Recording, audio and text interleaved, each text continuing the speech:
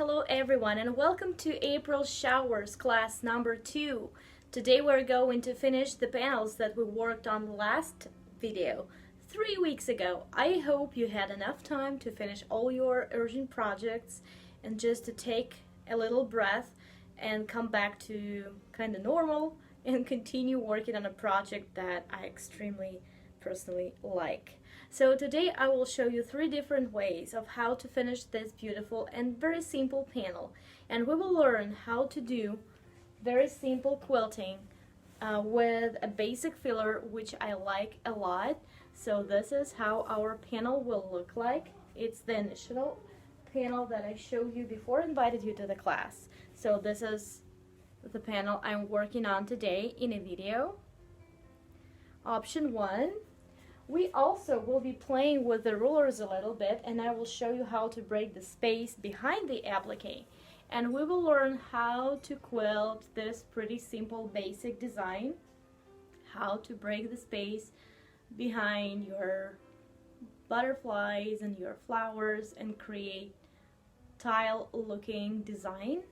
Very cute and very simple to do. And that is, by the way, a friendly design for everybody who quilts with domestic machines. You may domestic machines without free motion foot.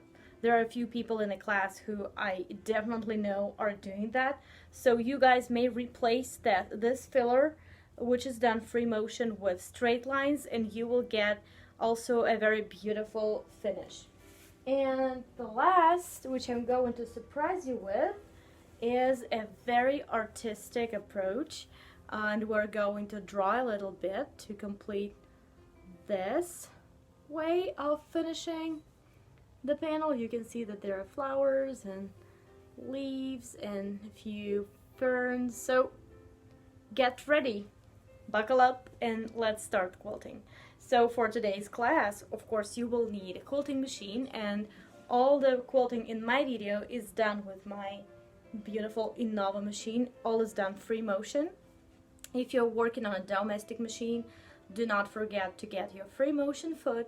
If you don't have a free motion foot now, and it's now kind of problematic to find any open stores, check out the links. I will share them above this video. I have a few free motion sets I could share with you, so just check out the link. Maybe it's something you're looking for. Also, do not forget how you build your sandwich, like a very basic information you should know before you start quilting. You use your backing. On a backing, you put your cotton layer. It's the thinner batting you got in your packages if you bought a kit from me. Then you put the wool, the fluffier and thicker layer on top, and after that you put your appliqued quilt top. So that is your sandwich you're going to work with. For the thread choices, here's like a huge variety of colors and shades you may use and still get a very beautiful result. For this video I decided to go with a lighter thread, cream color, and this is Glide, and I will also leave you a link or maybe just the name of the thread here above this video. Just check it out. I'm going with the cream, but something darker will also look really nice and show off your quilting really beautifully. So if you're a confident quilter and you are ready to showcase your quilting, go with a little bit darker thread that matches the bottom part of the background better. If you're a newbie, try to find something that blends in the background better. So something in between, like something between this cream and this gold color. Okay. So also in this video you will see me using 3 different rulers, and I will tell about them a couple of words just right now, and we do not interrupt in the middle. So that is a basic straight ruler that you may use on your domestic machine and on your long arm machine. Very handy, something like a must-have for any quilter who does custom work. This is the ruler that you probably already have seen in my previous classes, Modern Wave, and there is a YouTube video showing how to build 10 or 12 different backgrounds with one ruler, and I'm going to use this one today for my third type of the quilting. And that baby is absolutely new, 7 curves. If you visited the shows last year, it's where I presented this ruler and it was available for purchase. So finally I'm going to make this available on my Etsy page.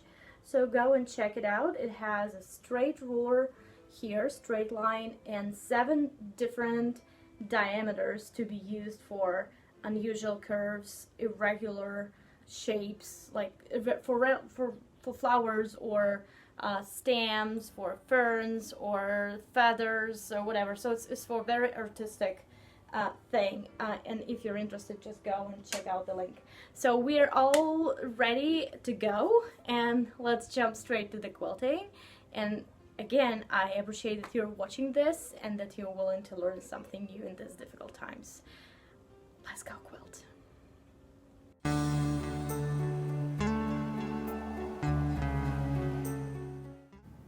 Let's start with the first option of how we could quilt this little panel. It's the option that I showed you on the sample.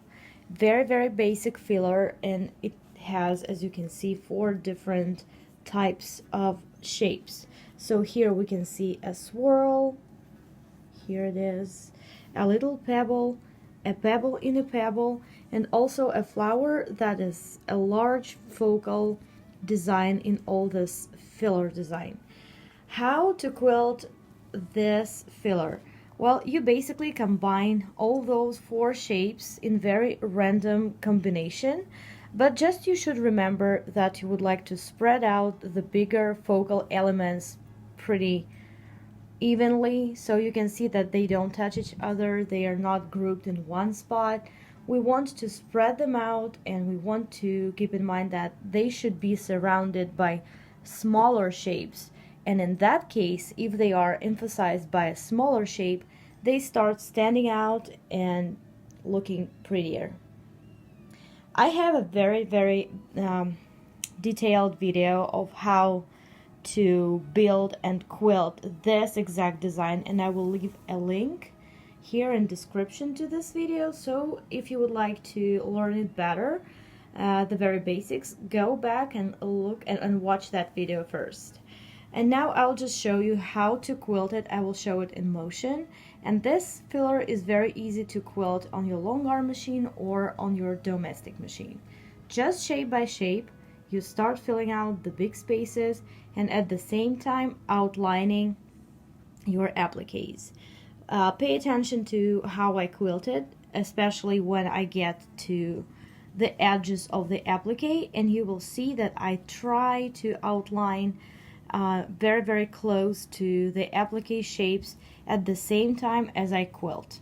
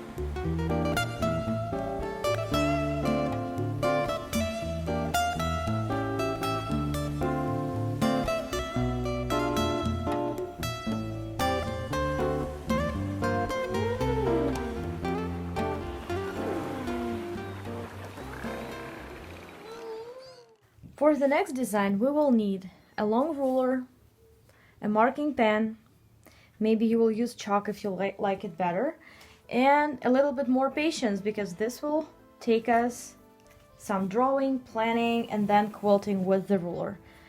This design would be wonderful for those of you who quilt with the straight stitch only on your domestic machine. I had a few questions about that too. So now I'm just improvising and I'm using the width of my ruler as the distance I'm marking. You may measure that before drawing, but I'm just showing you the idea. So now I'm marking the squares, and you will see that the design goes underneath the applique and it creates really a nice and neat effect.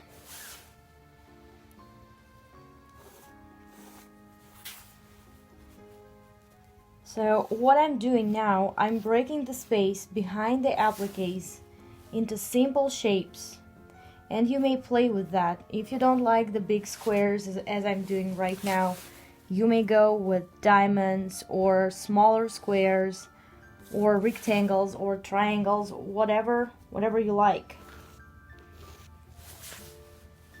At this point, when everything is broken down into smaller shapes, which are very easy to work with, you may plan different types of quilting here. So if you're quilting on a straight line, a straight stitch machine, you may fill out those gaps with parallel lines going different directions. Let's say one of the squares will contain the lines going vertically, and the next one will go horizontally and vertically again. So by varying those lines, you will create a beautiful and very attractive texture behind your appliques.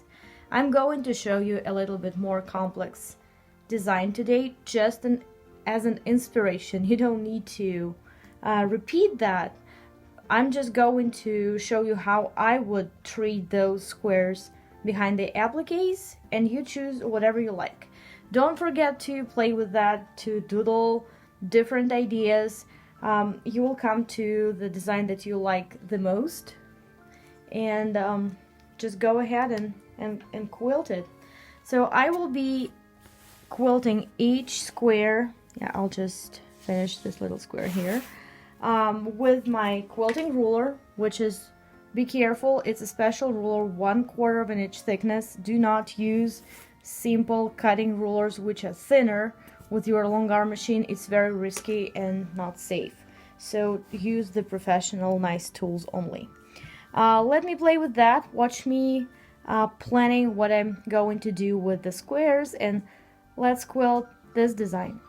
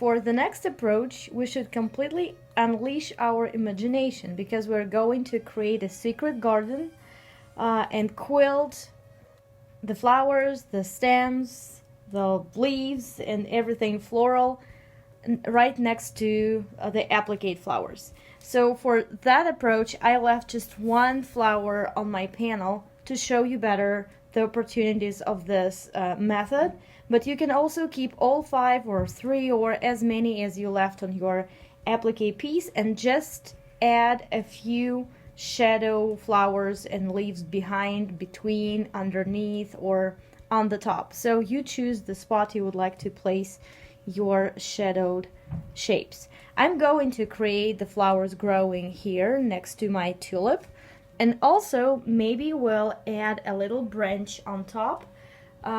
Just create an illusion that there's a branch of a tree going from up to down. So let's just play with this, and I'm going to use 2 rulers for that, 2 curves. One of them you already know because it's been on market for some time already, and this one is completely new, and it combines the straight line here and 7 different curves. So the name of this ruler is 7 curves because it has 7 different diameters.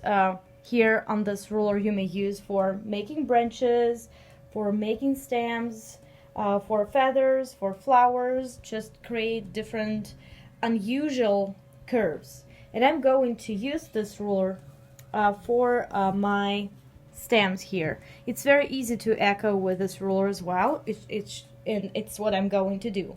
Well, what we should remember when we do this design and when we work on that type of quilting, that we should have something very stable and very accurate and neat to hide the mistakes if we have them in free motion part.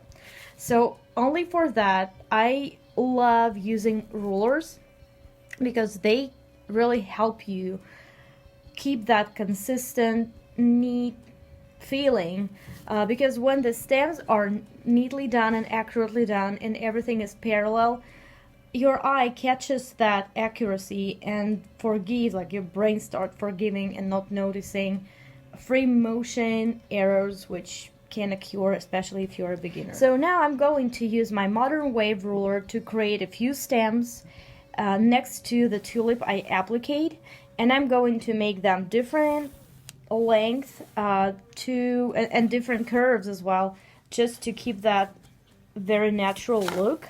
And we can flip the ruler over to get another curve that goes different direction, like that. And maybe I will flip it over like this, so my next flower goes this way. So I'm just marking, really eyeballing some flowers I'm going to add, just to make sure that I break the space beautifully and that I like how it looks.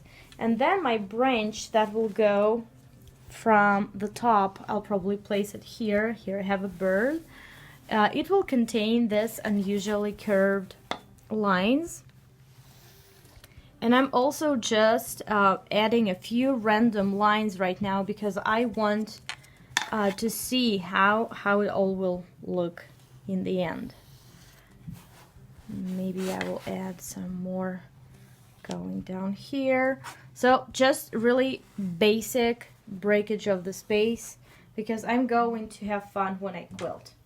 Let's get to the quilting part, and I'm going first to quilt the stems and parallel lines to them. Just please watch me doing that, and then we will start adding flowers and different other designs. What you should remember when you do something like this, you should remember about the density. So if you have large designs like flowers or leaves or whatever, you should surround them with really tiny designs like little pebbles or micro stapling. We want that area around the larger shapes to be really quilted down and look flat, which helps the bigger designs pop. So let's have fun and quilt this little panel.